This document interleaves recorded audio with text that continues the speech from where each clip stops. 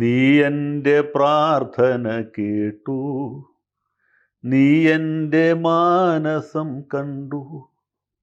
ഒന്നും രണ്ടുമല്ല, 286 ദിവസം ബഹിരാകാശത്ത് കുടുങ്ങിപ്പോയ അമേരിക്കൻ സഞ്ചാരികൾ സുനിത വില്യംസും ബുച്ച് വിൽമറും സസുഖം ഭൂമിയിൽ തിരിച്ചെത്തി. തീർച്ചയായിട്ടും വളരെ പ്രധാനപ്പെട്ട ഒരു കാര്യം തന്നെയാണ്. പണ്ടൊക്കെയാണ് ബഹിരാകാശത്ത് വെച്ച് ഇങ്ങനെ ഒരു അപകടം ഉണ്ടാവണമെങ്കിൽ മിക്കവാറും അയാളുടെ ചിതാഭസ്മം പോലും കിട്ടുകയില്ല. പണ്ട് വ്ളാഡിമിർ കോമറോവ് എന്ന ഒരു റഷ്യൻ ബഹിരാകാശ സഞ്ചാരി ഇതുപോലൊരു അപകടത്തിൽപ്പെട്ട് മരിച്ചപ്പോൾ കവി വിഷ്ണുനാരായണൻ നമ്പൂരി അദ്ദേഹത്തെക്കുറിച്ച് കവിത എഴുതിയിട്ടുണ്ടായി. ഞാൻ കോളേജിൽ പഠിക്കുമ്പോൾ ആ കവിത പഠിച്ചിട്ടുണ്ട്. താങ്കളെക്കുറിച്ച് ഓർത്ത് മാഴുകയോ പാടില്ല, താങ്കൾ ഊറ്റമാളുന്നു ഞാൻ എന്നാണ് കവി പറഞ്ഞത്. അത് ഭൂമി ഗീതങ്ങൾ എന്ന സമാഹാരത്തിലെ ആദ്യത്തെ കവിതയാണെന്നാണ് എൻ്റെ ഓർമ്മ. വ്ളാഡിമിർ കോമറോവ്. ഇപ്പോൾ ആരെങ്കിലും ഈ കോമറോവിന് ഓർക്കണ്ടോ എന്ന് അറിയില്ല. ഏതായാലും സുനിത വില്യംസിന് ഭാഗ്യമുണ്ട്, അവരുടെ കുടുംബാംഗങ്ങൾക്ക് ഭാഗ്യമുണ്ട്. അവരും സഹസഞ്ചാരിയും കുറച്ചധികം ബന്ധപ്പെട്ടു എങ്കിലും നാട്ടിൽ തിരിച്ചെത്തി. സ്വാഭാവികമായിട്ട് ഇന്ത്യയിലും വലിയ ആഘോഷമാണ്. കാരണം ഈ സുനിത വില്യംസ് ഇന്ത്യൻ വംശജയാണ്, അവർ ഗുജറാത്തിയാണ്. അതുകൊണ്ട് സ്വാഭാവികമായിട്ട് ഇവിടെയും ആളുകൾക്ക് വലിയ സന്തോഷമുണ്ട്. മാതൃഭൂമിയും മലയാള മനോരമയും മറ്റെല്ലാ ദിനപത്രങ്ങളും ആ ടെലിവിഷൻ ചാനലുകളുമൊക്കെ സുനിതയുടെ മടങ്ങി വരവ് ഒരു മഹാസംഭവമാക്കി മാറ്റി. ഞാൻ ഈ ആദ്യം ആലപിച്ച പ്രാർത്ഥനാ ഗാനമുണ്ടല്ലോ, അതൊരു സിനിമാ ഗാനമാണ്. കാറ്റ് വിതച്ചവൻ എന്ന സിനിമയിലോ മറ്റുള്ള ഈ ഗാനം പൂവച്ചൽ ഖാദർ എഴുതി പീറ്റർ റൂബൻ സംഗീതം ചെയ്തതാണെന്നാണ് എൻ്റെ ഓർമ്മ. മേരി ഷൈല എന്നോ മറ്റോ പേരുള്ള ഒരു ഗായിക സിനിമയിൽ ആകെ ആലപിച്ച ഒരേ ഒരു ഗാനവും കൂടിയാണ്. അങ്ങനെ ഒരു പ്രത്യേകതയും കൂടി ഇരുന്നുണ്ട്. ഈ ഗാനത്തിൻ്റെ പ്രസക്തി എന്താ വെച്ചാൽ, ഇത് സുനിത വില്യംസിൻ്റെ കുടുംബാംഗങ്ങൾ ആലപിച്ച് കാണാൻ സാധ്യതയില്ല. കാരണം അവർക്ക് മലയാളം അറിയില്ല. ഈ ഗാനം ആലപിച്ചത്, ഈ ഗാനം ആവശ്യപ്പെടുന്നത് ആരെന്ന് വെച്ചാൽ നമ്മുടെ പെരുമ്പാവൂർ MLA എൽദോസ് കുന്നപ്പള്ളിയാണ്. കുന്നപ്പള്ളി നിയമസഭയിൽ പറഞ്ഞത് വിശ്വസിക്കാമെങ്കിൽ വിശ്വസിക്കാതിരിക്കാൻ തീവൃത്തിയില്ല. കാരണം നിയമസഭയിൽ ആരും കള്ളം പറയാറില്ല, പ്രത്യേകിച്ച് കുന്നപ്പള്ളി. അദ്ദേഹം സത്യം മാത്രമേ പറയുള്ളൂ. പുള്ളി പറഞ്ഞതനുസരിച്ചാണെങ്കിൽ ഈ സുനിത വില്യംസ് ബഹിരാകാശത്ത് കുടുങ്ങിയ അന്ന് മുതൽക്ക് ഇദ്ദേഹം മുട്ടുമ്മൽ നിന്ന് പ്രാർത്ഥനയായിരുന്നു. കർത്താവ് ഈശോ മിശിഹായെ ഇന്ത്യക്കാരിയായ ഇന്ത്യൻ വംശജയായ അമേരിക്കൻ പൗരിയാണെങ്കിലും നമുക്ക് ഏവർക്കും പ്രിയകരിയായ സുനിത വില്യംസ് ആപത്തൊന്നും കൂടാതെ ഭൂമിയിൽ മടങ്ങി വരണമേ എന്ന് പറഞ്ഞ് അദ്ദേഹം കുരിശ് വരച്ച് കർത്താവിനോട് പ്രാർത്ഥിച്ചു. എല്ലാ ദിവസവും പ്രാർത്ഥിച്ചു, രാവിലെയും വൈകുന്നേരവും പ്രാർത്ഥിച്ചു. സന്ധ്യാപ്രാർത്ഥനയിൽ പ്രത്യേകിച്ചും സുനിത വില്യംസിനെ ഓർത്തു. എൽദോസ് മാത്രമല്ല, അദ്ദേഹത്തിൻ്റെ ഭാര്യയും 3 കുട്ടികളും ഈ പ്രാർത്ഥനയിൽ പങ്കുചേർന്ന് കാണും എന്നാണ് എൻ്റെ വിശ്വാസം. പിന്നെ വേറൊരു പ്രത്യേകത കൊണ്ട് ഈ എൽദോസ് വലിയൊരു പരോപകാരിയാണ്. അദ്ദേഹം സ്ത്രീ സുരക്ഷയെക്കുറിച്ചും സ്ത്രീ ശാക്തീകരണത്തെക്കുറിച്ചൊക്കെ വലിയ കാഴ്ചപ്പാടുകളുള്ള മനുഷ്യൻ. അതുകൊണ്ട് തന്നെ ചിലപ്പോഴൊക്കെ അദ്ദേഹത്തിന് ചില അബദ്ധങ്ങളും പറ്റിയിട്ടുണ്ട്. ഇദ്ദേഹത്തിൻ്റെ ഈ വീക്ഷണഗതിയെക്കുറിച്ച് വലിയ ധാരണയില്ലാത്ത ഒരു സ്ത്രീ പുള്ളിക്കെതിരായിട്ട് പീഡനത്തിന് പരാതി കൊടുത്തു. പെരുമ്പാവൂരെ നല്ലവരായ കോൺഗ്രസ്സുകാർ തന്നെ എൽദോസിനെ ഒറ്റിക്കൊടുക്കുന്ന ഒരു സാഹചര്യമുണ്ട്. അങ്ങനെ എൽദോസ് കുറച്ച് ദിവസം ഒളിവിൽ പോയി. പിന്നെ മുൻകൂർ ജാമ്യം എടുത്ത് ഇപ്പം അങ്ങനെ നടക്കുകയാണ്. അടുത്ത തെരഞ്ഞെടുപ്പിൽ സീറ്റ് കിട്ടുമോ എന്നറിയില്ല. കിട്ടിയാൽ മത്സരിക്കും, മത്സരിച്ചാൽ ജയിക്കും, അത് വേറെ. അങ്ങനെ എൽദോസിന് ഒരുപാട് ആരാധകരുണ്ട്. ഈ സ്ത്രീ സുരക്ഷയെക്കുറിച്ചുള്ള അദ്ദേഹത്തിൻ്റെ വീക്ഷണം പങ്കുവയ്ക്കുന്ന കുറേ അധികം ആളുകൾ പെരുമ്പാവൂരും പരിസരത്തുള്ള പഞ്ചായത്തുകളിലൊക്കെ ഉണ്ട്. അതുകൊണ്ട് അദ്ദേഹം അടുത്ത തവണ ജയിക്കാൻ തന്നെയാണ് സാധ്യത ഞാൻ നോക്കിയിട്ട് കാണുന്നത്.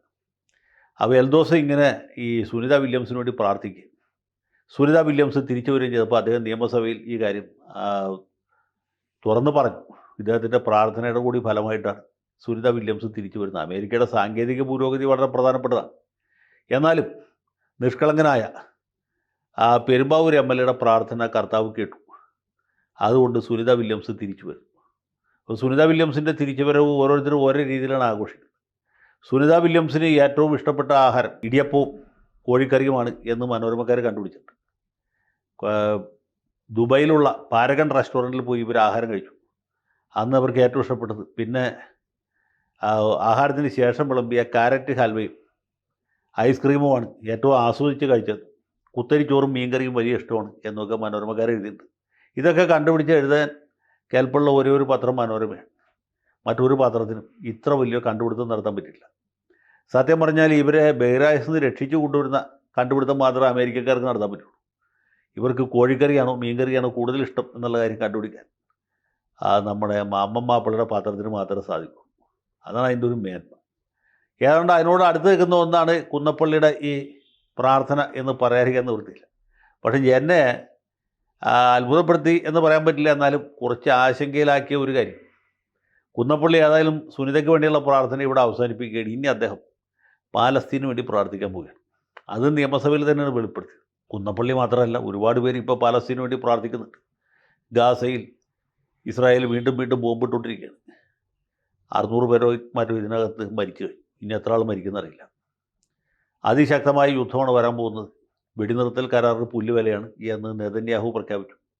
അദ്ദേഹത്തിൻ്റെ സർവ്വവിധ പിന്തുണയുമായിട്ട് പുള്ളിയുടെ വലതുഭാഗത്ത് ഡൊണാൾഡ് ട്രംപ് ഉണ്ട്, അമേരിക്കയുണ്ട്.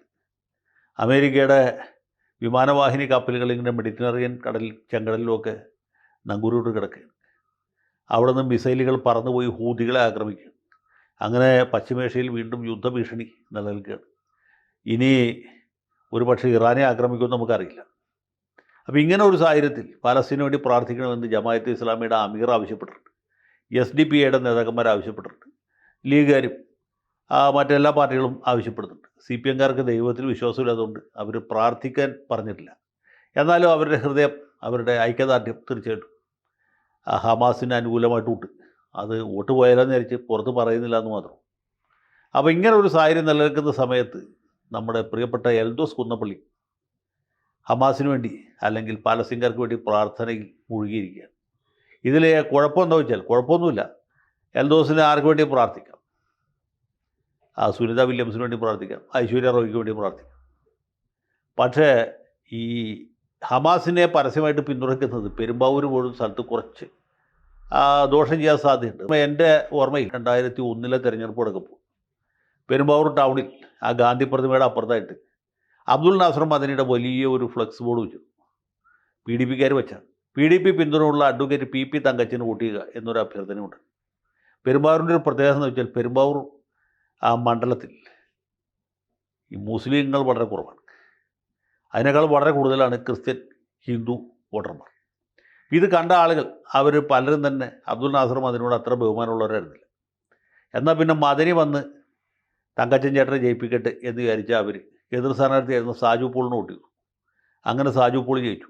എറണാകുളം ജില്ലയിലെ 13 മണ്ഡലങ്ങളിലും UDF സ്ഥാനാർത്ഥികൾ ജയിച്ചപ്പോൾ പെരുമ്പാവൂർ മാത്രം തങ്കച്ചൻ ചേട്ടൻ തോറ്റുപോയി. തങ്കച്ചൻ ചേട്ടനോട് ഇപ്പോൾ ചോദിച്ചാലും പുള്ളി അത് പറയും. അപ്പോൾ എൽദോസ് ഓർക്കേണ്ട ഒരു കാര്യമുണ്ട്. ഹമാസിന് വേണ്ടി പ്രാർത്ഥിക്കുന്നത് പെരുമ്പാവൂരിനെ സംബന്ധിച്ചിടത്തോളം കുറച്ച് അപകടം പിടിച്ച ഒന്നാണ്. പിന്നെ ഹമാസിന് വേണ്ടി പ്രാർത്ഥിക്കുന്ന കൂട്ടത്തിൽ എൽദോസ് അവനവനോട് കൂടി പ്രാർത്ഥിക്കുന്നത് നന്നായിരിക്കും എന്നാണ് എനിക്ക് സ്നേഹബുദ്ധി അദ്ദേഹത്തോട് പറയാനുള്ളത്. ഏതായാലും ഹമാസിന് വേണ്ടി പ്രാർത്ഥിക്കുമ്പോൾ ആ കൂട്ടത്തിൽ ഇസ്രായേലിന് വേണ്ടി കൂടി ഒന്ന് പ്രാർത്ഥിക്കും. അത് നമ്മുടെ പള്ളി വക പ്രാർത്ഥനാ ഗ്രൂപ്പുകളിൽ ഒന്ന് ഉൾപ്പെടുത്തുകയും ചെയ്യുകയാണെങ്കിൽ വലിയ ദോഷം ഉണ്ടാവില്ല എന്നാണ് എനിക്ക് തോന്നുന്നത്. ഏതായാലും ശ്രേഷ്ഠ കാതോലിക്ക ബാവയുടെയും മറ്റ് തിരുമേനിമാരുടെയൊക്കെ പിന്തുണ കൊടുത്തോളം കാലം എൽദോസിന് പേടിക്കാനില്ല എന്ന് വേണമെങ്കിൽ സമാധാനിക്കാം. പക്ഷേ എല്ലായ്പ്പോഴും ഈ കച്ചവടം നടന്നുകൊള്ളുന്നില്ല. അപ്പോൾ പ്രാർത്ഥിക്കുമ്പോൾ മണ്ഡലത്തിൻ്റെ സ്വഭാവം കൂടി ഒന്ന് നോക്കിയിട്ട് പ്രാർത്ഥിക്കുന്നതായിരിക്കും നല്ലത് എന്ന് മാത്രം എൽദോസിനെ സ്നേഹബുദ്ധിയെ ഓർമ്മിപ്പിക്കുന്നു. അതോടൊപ്പം തന്നെ സുനിത വില്യംസ് ആ നാട്ടിൽ തിരിച്ചെത്തിയതിൻ്റെ സന്തോഷം എൽദോസിനോടും നിങ്ങൾ ഓരോരുത്തരോടും ഒപ്പം ഞാനും പങ്കുവെക്കും.